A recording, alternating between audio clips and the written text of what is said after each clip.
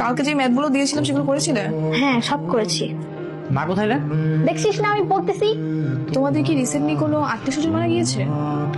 কই না তো। তাহলে ওটা কার খবর ছিল? সারা জীবন আমরা একসাথে থাকি, আপনি এখানে? আচ্ছা, আপনি এখানে প্রতিদিন কার জন্য কান্না করেন? আছে একজন। সেটা কে আমি জানতে চাচ্ছি। জেনে আপনি কি করবেন? আর আপনার জানার দরকার কি? আমি কিন্তু আমার বাবাকে সবকিছু বলে দিব। আমরা আমাকে কি বলবেন? এটাই বলবো যে আপনি প্রতিদিন একটা কবরের সামনে গিয়ে কান্নাকাটি করেন। আরে সাংঘাতিক মেয়ে তো আপনি। আমি এটাই জানতে চাই কবরের মানুষটা কে ছিল, আর তার সাথে আপনার কিছু সম্পর্ক ছিল, সে কিভাবে মারা গেল। আমি এগুলো সবকিছু জানতে চাই। ঠিক আছে বলবো, তবে আজ না, অন্য একদিন। এরকম একটা ছেলে যদি আমার বয়ফ্রেন্ড হিসেবে পেতাম না, নিজেকে লাকি ফিল করতাম। তোকে যে বিয়ে করবে সে সারাক্ষণ শুধু নিতু নিতু করবে, ভালো না? আপনাকে ফুল আনতে কে বলেছে? কেউ বলেনি। তাহলে ফুলটা এনেছেন কেন? না, আপনি আসছিলেন না তাই ভাবলাম। আপনাকে ভাবতে কে বলেছে? তুমি নাকি আমার বৃষ্টিকে আর পড়াচ্ছ না? হ্যাঁ আন্টি। তুই বৃষ্টি ম্যাডামকে কি বলেছিস? হ্যাঁ, কেউ যদি তাদের বাড়িতে আসতে আমাকে নিষেধ করে, সেখানে আমি দ্বিতীয়বার আসি না। আপনার কাছে তো কি হয়েছে? শহরে টিউশন করানোর ম্যাডামের অভাব আছে নাকি? হ্যাঁ, অভাব আছে। ভদ্র আর ভালো মেয়ের অভাব আছে। তোর মতো ছেলে না কখনো এই জিনিসটা বুঝবে না। তো যা, যেভাবে পারিস মেয়েটাকে ফিরিয়ে নিয়ে আয়। আমি কিভাবে ফিরিয়ে আনবো? যেভাবে অপমান করে তাড়িয়ে দিয়েছিস ঠিক ওইভাবে আবার সরি বলে ফিরিয়ে আন।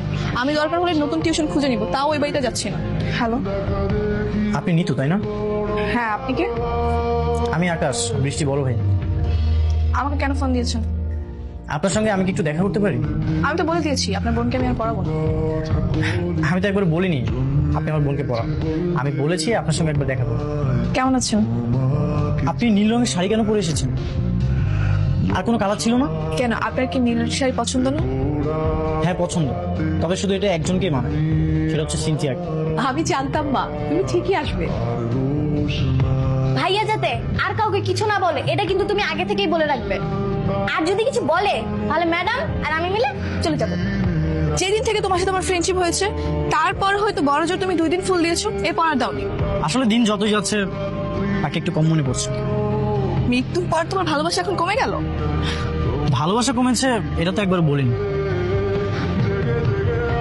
শোনো, মেয়েটা না অনেক ভালো। আমার ছেলে যদি একটু পড়াশোনায় ভালো হতো না, এই মেয়েটাকে আমার বউ করে রাখার খুব ইচ্ছে। তোমার যে ছেলে, ওই ভালো মেয়েটি ওকে বিয়ে করলে জীবনটাই বরবাদ হয়ে যাবে ওর। বুঝলাম না, একটা মানুষ এভাবে মিথ্যা কথা বলতে পারে? কতবার ধোকাবাজ, একবার চিন্তা কর। এত ইমার্জেন্সি ডাকলে যে? এটা কি? ও, এটা তো আমার বই। নিজেকে উপন্যাসের নায়ক ভাবো তাই না? মানে? এটা কার খবর? সিনথিয়ার। সিনথিয়া তাই না? ঠিক আছে চলো, আমাকে সিনথিয়ার বাসা নিয়ে চলো। সেটা সম্ভব না। কেন সম্ভব না? বলতে পারবো না। যেখানে কোনো মানুষের কবর নেই সেখানে তুমি কিভাবে ঠিকানা বলবা? তোমার মতো একটা প্রতারকের কথা আমি বিশ্বাস করে ভুল করেছি। আমি এতদিন যা কিছু করেছি সবকিছু তোমাকে পাওয়ার জন্য করেছি। যে সম্পর্কে শুরুটাই হয় মিথ্যা ধোকাবাজি দিয়ে, সেই সম্পর্কে আমার কাছে কোনো মানে হয় না।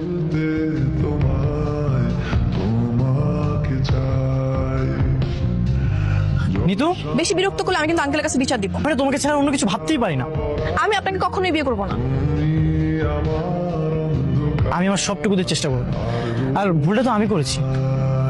সেটা তুই ঠিকই বলেছিস। এখন তুই অনেক রেগে আছিস, এই জন্য বিষয়টা সহজভাবে বুঝতে পারছিস না। একটু ঠান্ডা মাথায় চিন্তা করে দেখ, বুঝতে পারবি। কি বুঝতে পারবো? আকাশ ভাই তোকে ভালোবাসে, এটা তুই নিজেও জানিস, কিন্তু তার অপরাধ হচ্ছে সে একটা ভুল করে ফেলেছে। হ্যাঁ সেটাই, ও আমাকে সরাসরি বলতে পারতো। তুই তার ভুলটাকে ভুলে গিয়ে ভালোবাসা নিয়ে কল্পনা করে দেখ, দেখবি ভালো লাগবে। এরকম ভুল কাজ আর করবে না। তুমি যদি আমার হয়ে যাও তাহলে সৃষ্টিকর্তার দেওয়া সেরা উপর হবে তো।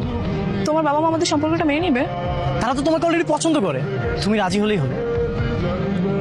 রাজি তো হবেই, কিন্তু তুমি তো এখন আমাকে প্রপোজ করো নাই। আসছে প্রপোজ না করে প্রেম করতে। ভালোবাসি। জন্মেছে বলতে